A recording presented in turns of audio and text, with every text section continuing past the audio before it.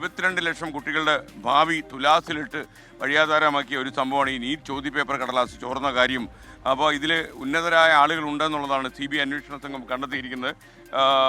അറസ്റ്റിലായ PV കുൽക്കർണി 2019 മുതൽ national testing ഏജൻസിയിൽ പ്രവർത്തിക്കുന്നുവെന്നും കണ്ടത്. ഈ കുൽക്കർണിയൊക്കെ തന്നെ ഈ 22 ലക്ഷം കുട്ടികളെക്കുറിച്ച് ആലോചിച്ചില്ല. പ്രധാന പ്രതി അയാളാണെന്ന് തോന്നുന്നു. എന്തായാലും ബൽറാം നെടുങ്ങാടി കൂടി ഡൽഹിയിൽ നിന്ന് ശരിയാണ്. Balram, good morning. ബൽറാം, തിരുവനന്തപുരം മ്യൂസിയത്തിൽ നിന്നാണ് ഈ തത്സമയം ബൽറാമിലേക്ക് വന്നുകൊണ്ടിരിക്കുന്നത്.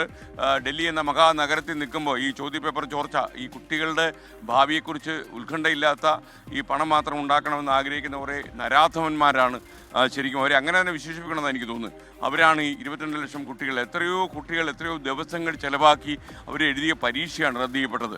പറയൂ. Very good morning S K N സൂചിപ്പിച്ച പോലെ തന്നെ ഈ ഒരു നീറ്റ് ചോദ്യപേപ്പർ ചോർച്ച അത് 22 ലക്ഷം അല്ലെങ്കിൽ അതിലേറെ കുട്ടികളുടെ ഒരു ഭാവി അത് അനിശ്ചിതത്വത്തിലാക്കിയ, അവരെ വലിയ തോതിൽ ആശങ്കയിലാഴ്ത്തിയ ഒരു സംഭവമാണ്. ഇപ്പോൾ പരീക്ഷ വീണ്ടും നടത്താൻ നിശ്ചയിച്ചതെല്ലാം തന്നെ വലിയ ആശയക്കുഴപ്പം അവർക്ക് ഉണ്ടാക്കിയിരിക്കുന്നു. ഇപ്പോഴും അവർ വീണ്ടും അതെല്ലാം പഠിക്കേണ്ട ഒരു സാഹചര്യത്തിലേക്ക് എത്തിച്ചിരിക്കുന്നു എന്നുള്ളതും യാഥാർത്ഥ്യമാണ്. എന്തായാലും ഈ വിഷയത്തിൽ CBIയുടെ അന്വേഷണം ഊർജിതമായി തന്നെ പുരോഗമിക്കുകയാണ്.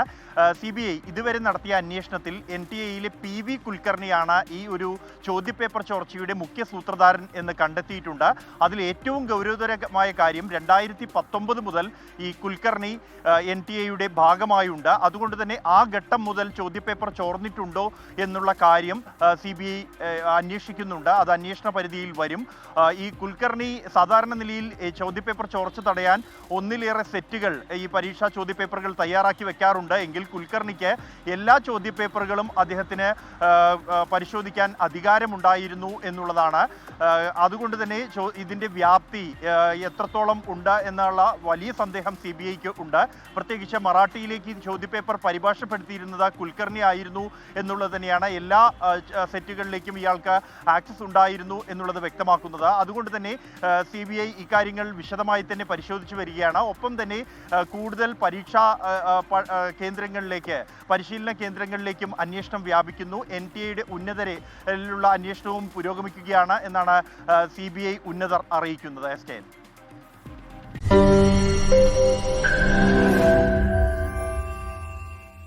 ലോകത്തെവിടെയായാലും ഏത് സമയത്തും 24 വാർത്തകളും ഓഗ്മെന്റഡ് റിയാലിറ്റി പാക്കേജുകളും എക്സ്പ്ലെയിനറുകളും വിശദമായി കാണാൻ ഞങ്ങളുടെ YouTube ചാനൽ നിങ്ങൾക്ക് സബ്സ്ക്രൈബ് ചെയ്യാം.